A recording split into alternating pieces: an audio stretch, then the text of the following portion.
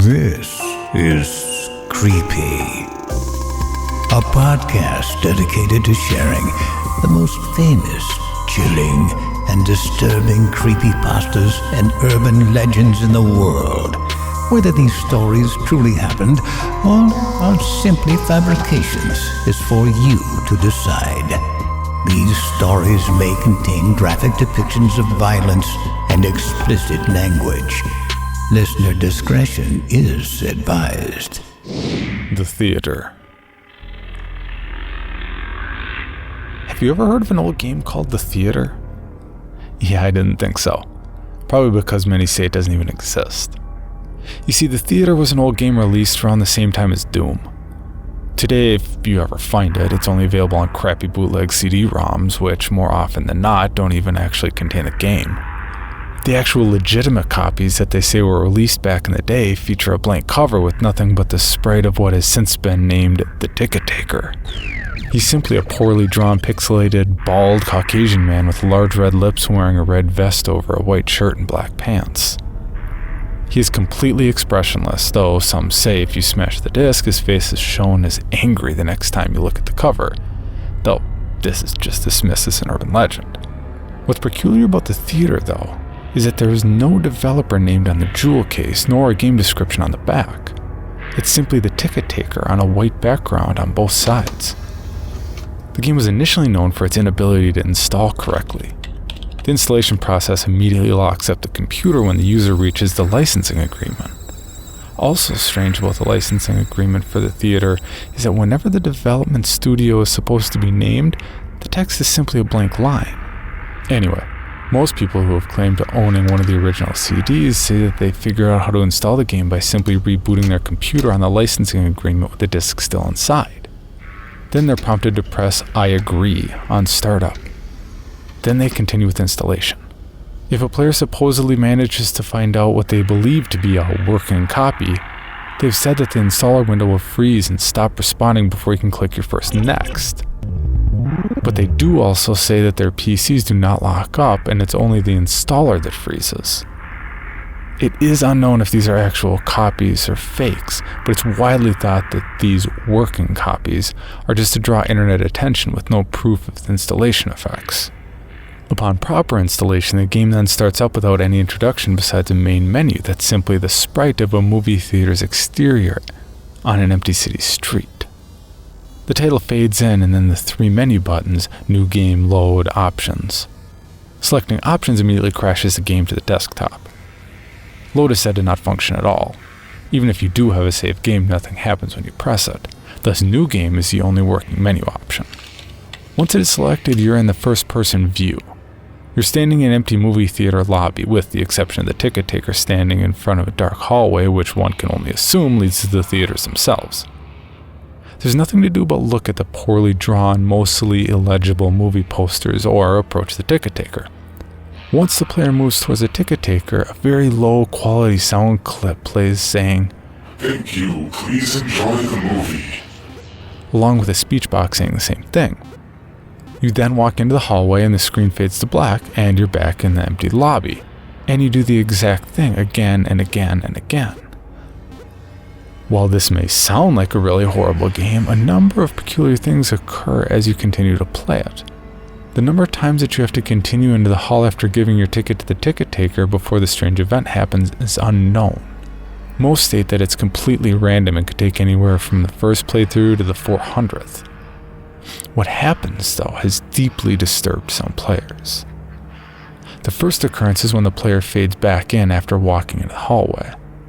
This time they'll notice the ticket taker is completely absent. The player then, without any other options, decides to walk into the dark hallway. The sound clip and text box mentioned previously still play in the absence of the ticket taker, but when the player walks into the hallways, the screen does not fade out. It goes pitch black as they walk deeper into the hall, but the player's footsteps sound clip is still playing as they continue to push the up button on their keyboard. Those claiming to have played the original game report that they felt extremely uncomfortable walking down the hallway, anticipating the whole way something horrible happening. Well, eventually the player is unable to move forward. There's nothing for a few moments before a strange sprite that's described as the ticket taker, but with a swirl face, appears and stands before the player. The original players of the game say their bodies immediately froze up and their stomachs churned when they saw this sprite, which has been appropriately named the Swirly Head Man. Nothing happens as the Swirly Head Man stands before them. Then suddenly a piercing screech plays as the game glitches out. This lasts for a few minutes, with the screeching being continuous. Then the players abruptly return to the lobby with all the sounds and graphics being as they should be. The game continues normally for the next couple of cycles of entering the hallway, with a couple of the original players claiming the Swirly Head Man will briefly appear and disappear in the corner of the screen as a brisk yelp sound effect plays. Then, at some point after meeting the Swirly Head Man, the player sees the ticket taker pacing back and forth, though there's no walking animation. The spirit's limbs are completely static, so he just hops up and down slightly as a substitute, with his eyes being wide and his mouth open to simulate a worried facial expression. Some players noted that the movie posters had been replaced with the images of Swirly Head Man, which caused them to immediately turn their character's head away from the posters and approach the ticket taker. Then another different, low-quality sound clip plays, but the speech box contains nothing but corrupted characters that cause whatever text that would have been in the box to be completely illegible.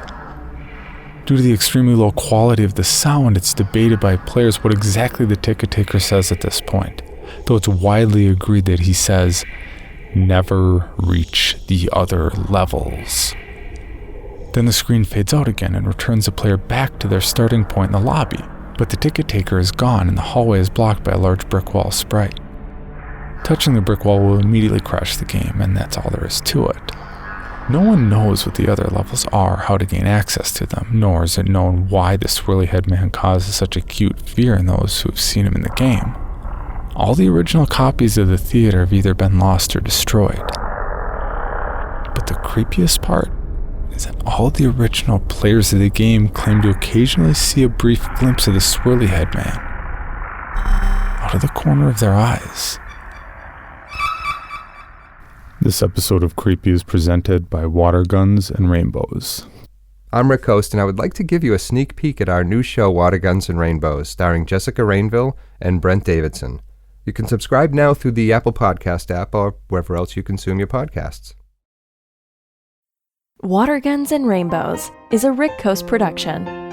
Learn more at modernaudiodrama.com. Let me start by saying that I'm not crazy. Oh, she's crazy. Shut up! I am not. Just listen, it could be fun. An adventure. Like we used to have. Only this time, we wouldn't be looking for the strangest bars in town. We'd be... chasing rainbows. Well, yeah, one rainbow. Guys, stick to the script. Don't piss off the creator. But it's nothing that a good old squirt of the water gun won't cure. You make it sound dirty. Can we just end it here? What? The adventure? No way, we just... No, the episode. Yeah, I suppose. But I think there are some more lines. I think this works better.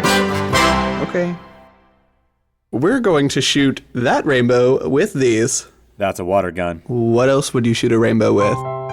It's like the chicken or the egg. Which came first? The script or us? Makes your head hurt, doesn't it? A little. You're going to steal my cab now? Make me get out and take my pants off? Okay, now who's disgusting? I should have never come here. My mother said that this was going to happen. Why is it so hard to be me? For more information, including pictures and videos of the stories told on this podcast, or to suggest stories for future episodes, please visit us at CreepyPod on Twitter, Instagram, and Facebook, or email us at creepypod@gmail.com. All stories told on this podcast can be found at creepypastawikia.com and are protected by a Creative Commons license. Some rights reserved unless otherwise stated.